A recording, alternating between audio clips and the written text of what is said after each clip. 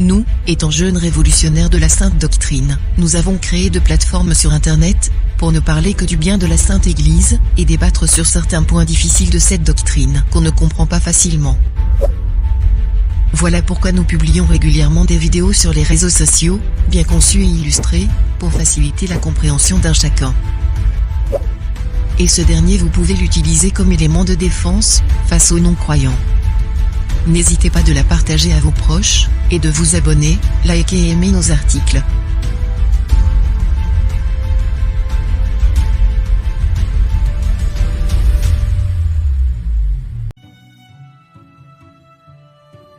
Il existe actuellement plus de 3000 confessions religieuses se réclamant du christianisme.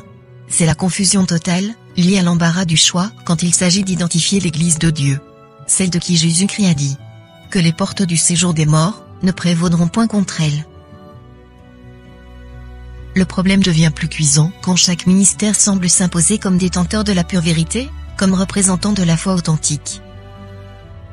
À nos jours, les églises se multiplient comme des champignons, les miracles s'accomplissent, les prophètes s'affirment, et le peuple en délire pousse des amens à profusion. Alors, comment faire pour reconnaître une vraie église de Dieu ? C'est ce que nous allons découvrir aujourd'hui, avec les 7 critères d'une vraie église de Dieu.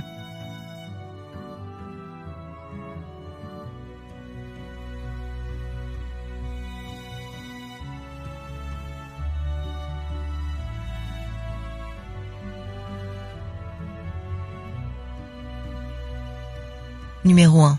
Une vraie église de Dieu doit porter le nom de Dieu. D'après les promesses de Dieu faites dans la Bible à travers ses serviteurs les prophètes, en commençant par Moïse lorsqu'il dit « Alors il y aura un lieu que l'Éternel votre Dieu choisira pour y faire résider son nom. » Pour nous montrer qu'il parle de son nom, il précise « C'est là que vous présenterez tout ce que je vous ordonne.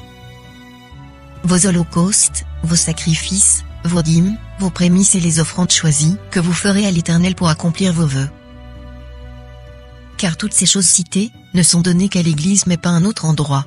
Vous ne pouvez pas donner votre dîme ou offrande dans un taxi ou dans un marché. En avançant plus loin, dans le livre d'Ésaïe, Dieu il dit « Je donnerai dans ma maison et dans mes murs une place et un nom préférable à des fils et à des filles, je leur donnerai un nom éternel, qui ne périra pas. » Soyez attentifs. Dieu dit « un nom éternel » et ajoute « qui ne périra pas ». Donc cela nous montre qu'il y a des noms qui périssent, mais un seul nom ne périra pas, et c'est un nom éternel. Or, éternel est un adjectif, et nom qui signifie, qui est hors du temps, qui n'a pas de commencement et pas de fin. Tous, nous savons que Dieu c'est la parole de Dieu, qui demeurera éternellement. Donc le nom éternel que la maison de Dieu Église doit porter, c'est la parole. Elle est la propriété privée de Dieu, c'est pourquoi l'apôtre Jean a vu cette vraie église parue au ciel, sous forme d'un cheval blanc, et son propriétaire qui le montait s'appelait Parole de Dieu. Numéro 2. Une vraie église doit chanter les cantiques de Dieu. Les cantiques de Dieu se trouvaient cachés dans la Bible depuis 2 décennies, et personne ne savait que dans la Bible il y a des cantiques appropriés de Dieu.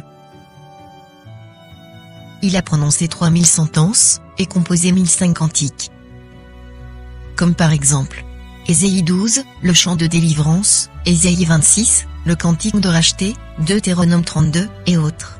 Tous ces cantiques sont significatifs afin d'aider les élus de Dieu, de retrouver le bon chemin de la vie éternelle. Ces cantiques devraient être chantés uniquement dans la vraie église de Dieu.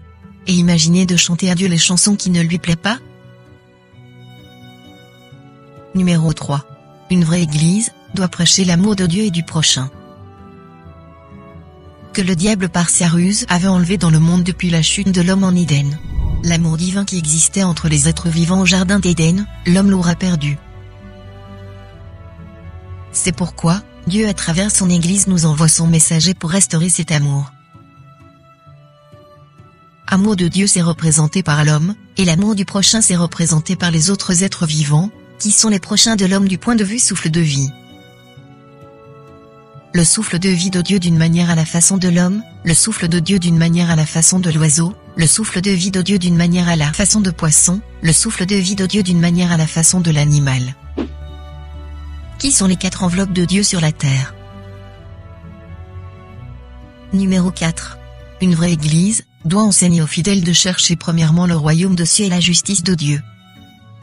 Comme fut les préceptes du Christ, sur les inquiétudes de ses fidèles. Son Église aussi enseignera à ses fidèles, de chercher premièrement le royaume et la justice de Dieu. Pas de s'inquiéter sur les biens matériels qui périssent, et qui sont les fardeaux pesants pour des âmes. Un bon frein pour que le spirituel qui est en nous, ne se démarre pas. Dans la justice de Dieu, nous voyons la considération et le respect de 4 êtres vivants car il est écrit. Il ne prononcera pas sur un ouï-dire. Mais il jugera les pauvres avec équité. Il prononcera avec droiture sur les malheureux de la terre. Numéro 5.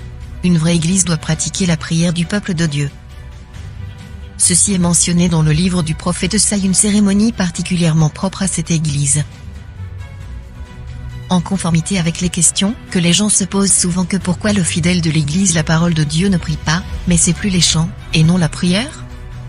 Je réponds, oui. Les fidèles de cette Église prient. Ils font la prière du peuple de Dieu, et en plus agenouillant devant Dieu, même les serviteurs d'eux aussi s'agenouillent.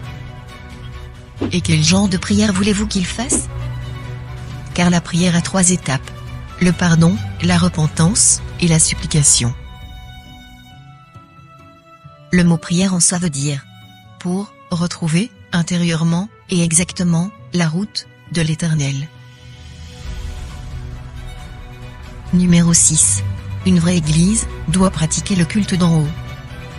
Nous avons tant demandé que ta volonté soit faite sur la terre comme au ciel.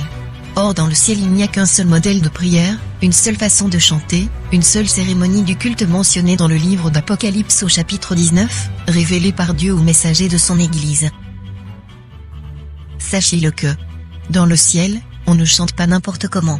Dans le ciel, on ne demande pas n'importe quoi.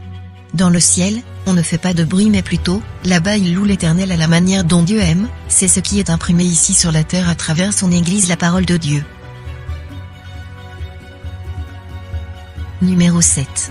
Une vraie Église doit prêcher que la Bible, mais pas un autre livre à côté de celle-ci.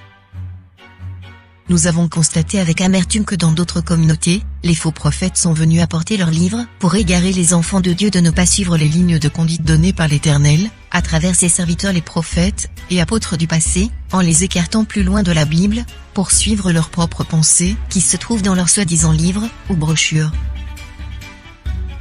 Mais dans l'Église la parole de Dieu, c'est la Bible qui sera prêchée du début jusqu'à la fin. Et son messager n'apportera pas son livre pour l'introduire dans l'Église de Dieu, mais plutôt il sera là pour déceler la Bible, réunir tous les enfants de Dieu dispersés, guider le peuple de Dieu aux Écritures, orienter le peuple de Dieu par la prophétie, donner la joie d'en haut et ici-bas, apporter la paix, et ensuite installer la saine et sainte doctrine. La famille, c'était là les 7 critères d'une vraie Église de Dieu sur la terre. Si vous avez des questions, ou des préoccupations, veuillez nous le dire en commentaire. Nous serons très actifs, pour vous répondre.